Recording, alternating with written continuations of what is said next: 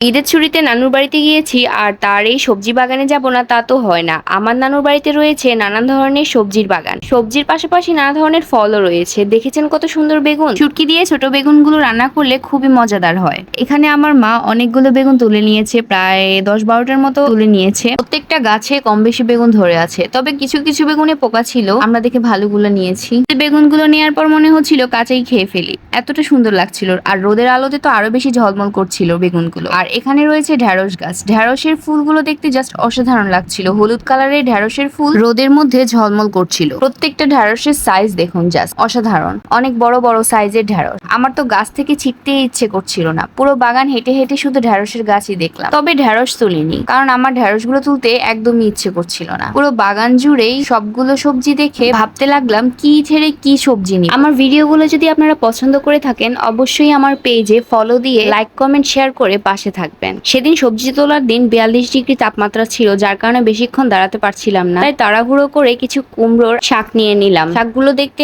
অনেক বেশি টাটকা ছিল। যেহেতু কোরবানের ছিল, সেহেতু বাসায় প্রত্যেক দিনই গরুর মাংস রান্না হচ্ছিল, তাই আমি বললাম যে না, এবার একটু সবজি খাই। গ্রামের শাক সবজি হচ্ছে একদমই ফরমালিন মুক্ত এবং কোনো ধরনের কীটনাশক নেই, তাই গ্রামের শাক সবজি খেতে অন্যরকম একটি টেস্ট লাগে। ভিডিওটি কেমন লেগেছে অবশ্যই জানাবেন।